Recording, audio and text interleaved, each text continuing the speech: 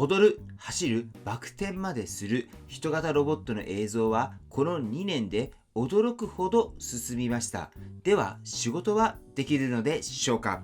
おはようございます。ケンです。今日の結論を先に言っておきます。人型ロボットは工場や物流ですでに試験導入が始まっています。ただし人間の代わりに一日中働ける段階に来たとはまだ言えません。今最も進んでいるのはテスラなのでしょうか？それともすでに量産している中国なのでしょうか？今日は4つわかります。今何ができるのか、まだ何が苦手なのか、アメリカ、中国、日本、それぞれの強み、そして最初に本格導入される仕事です。先に断っておきます。今日の数字は2026年8月時点でおよそこれくらいという数値です。調査会社によって数え方が違いますので、正確な台数ではなく規模感として聞いてもらえればと思います。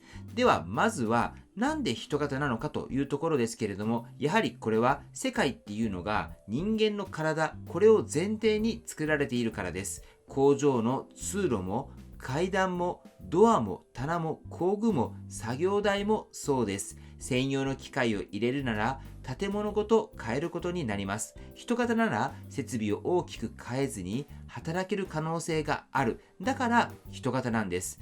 では今何を任せられるのか。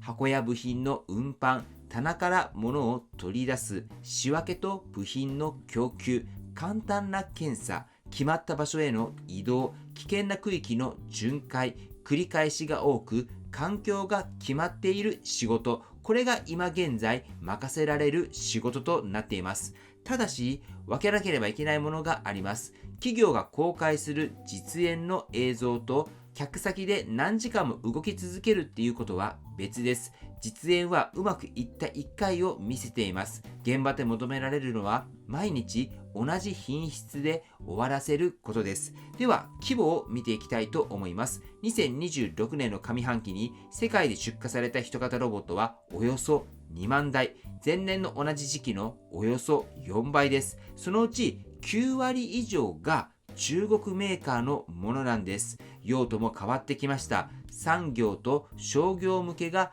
7割を超えています。1年前は半分ほどでした。では次に人型ロボットが苦手なことです。これは初めて見るものへの対応、柔らかいものや形が揃っていないものを掴むこと、素早く正確な手作業、人が突然入ってくる環境、長時間の連続稼働、失敗した後自分で立て直すこと、違う現場へ短時間で慣れること、こういったことが現在苦手とされています。はい、ということでここまでをまとめてみたいと思いますけれども、一度成功することと毎日利益を生むこと、これは別です。実際出荷台数で世界2位の中国メーカーは売上の7割以上が研究や教育向けでした。出荷された機体の多くはまだ工場で働いてはいません。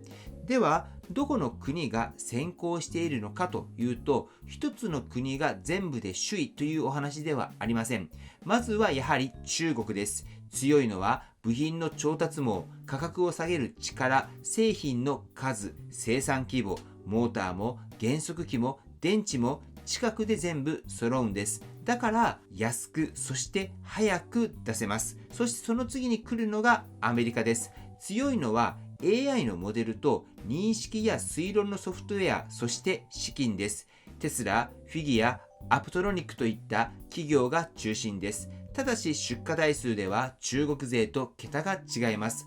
数では負けて頭脳で戦っている構図です。そして日本です。日本は完成品ではなく部品で存在感があります。ロボットの関節に使う波動歯車装置は日本の1社が世界シェアの半分ほどを持っています。サーボモーターも世界トップです。アメリカ製にも中国製にも日本の部品が入っているんです。ではここまでを整理してみたいと思います。中国は量産とハードウェア、アメリカは AI とソフトウェア、日本は部品と製造現場の知見、3社は同じ土俵で実は競ってはいないんです。だからどこが勝っているのかっていう問いはあまり意味を持ちません。ところが今年、その構図が一度組み替えられました。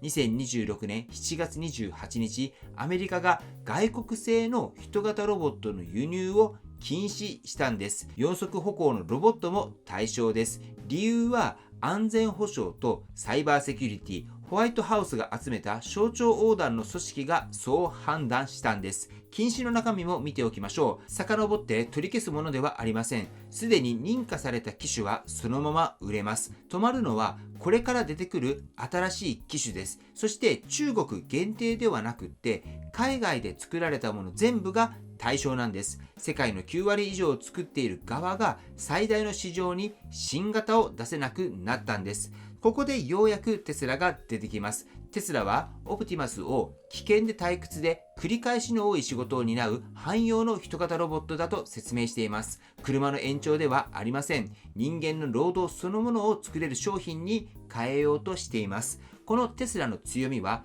4つです。カメラで認識する AI を車で先に磨いてきたこと、量産の経験があること、自社工場という試験場を持っていること、電池とモーターと制御を自分で作れることです。一方で証明されていない部分もはっきりしています。長時間自分で動き続けられるのか、手作業の速さと正確さ、人がどれくらい手を出さずに済むのか、そして外部の企業で使われるかどうかです。フィギュアにはドイツの自動車会社アプトロニックにはメルセデス、アグリティには物流会社という顧客がいます。テスラの顧客は今のところテスラ自身だけなんです。ではなんで各国がこれほど競うのか。狙われているのはロボットを売る市場ではないんです。人間が時間を使ってやっている仕事そのものです。国際労働機関によれば、世界で働いて得られる所得は世界経済のおよそ半分を占めています。桁が違うのはそのためです。この話っていうのは日本にも直接つながっていきます。経済産業省の推計では、日本の就業者数は2022年のおよそ6700万人から2040年にはおよそ6300万人へ減ります。日本にとって人型ロボットっていうのは仕事を奪う存在っていうよりも、人が足りなくなる社会を支えられるかどうかっていう話になっていくんです。ただし大きい市場と今入れる市場は違うんです。3つ分けます。1つ目は潜在市場です。人間がやっている肉体労働の全体です。2つ目は初期導入市場です。自社工場のように環境管理できる場所です。そして3つ目は本格普及市場です。他社の工場、物流店舗、そして家庭です。ではどこから普及するのかというと、条件というのはあらかじめ決まっています。作業が繰り返しであること、環境を管理できること、失敗しても危険が小さいこと、そして人が足りないことです。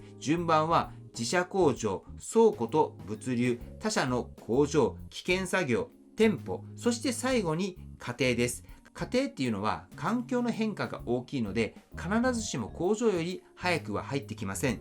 ではここから見ていく7つの項目を置いておきます。どんな種類の仕事を最後まで終えれるのか、1時間あたりどれだけ処理することができるのか、人が何回手を出したのか、何時間働いて動けるのか、故障と事故の割合、本体の価格と維持にかかる費用、そして実証ではなくお金を払って導入した顧客の数です。人型ロボットっていうのは見せる段階から働く段階へ移りつつあります。ただまだその途中なんです。最後に勝つのは最も派手に動くロボットではありません。最も安定して仕事を最後まで終えられるロボットなんです。そこに関してこれからいろいろと人型ロボット出てくると思いますので、皆さんと一緒にこの新しい市場について見ていけたらと思っております。また何か新しい人型ロボットのテーマなどがあれば YouTube でもね取り上げてみたいなと思います。はい、ということで本日の内容は以上です。今回の動画が参考になったと思われたら高評価をよろしくお願いします。僕の YouTube は毎日発信しています。僕の YouTube をご覧になってもらえばテスラの情報はほとんど網羅すると思いますので、チャンネル登録がまだな方はチャンネル登録の方をよろしくお願いいたします。では今日もご視聴していただきありがとうございます。テスラのある生活を楽しんでいきましょう。ではまた。推進です。株式会社エコファクトリーの輻射熱の体感会、次は10月4日の日曜日に滋賀のクリニックで行います。実際にクリニックに導入したらどんな感じなのか、オフィスへの導入を考えている方の参考にもなると思います。場所の詳細は参加希望の方にお伝えいたしますので、僕の LINE よりお問い合わせの方よろしくお願いいたします。僕も前日から滋賀に行く予定です。前日は参加者で軽く飲み会などもできたらと考えています。はい、では今日も最後までご視聴していただきありがとうございます。素敵な一日をお過ごしください。ではまた。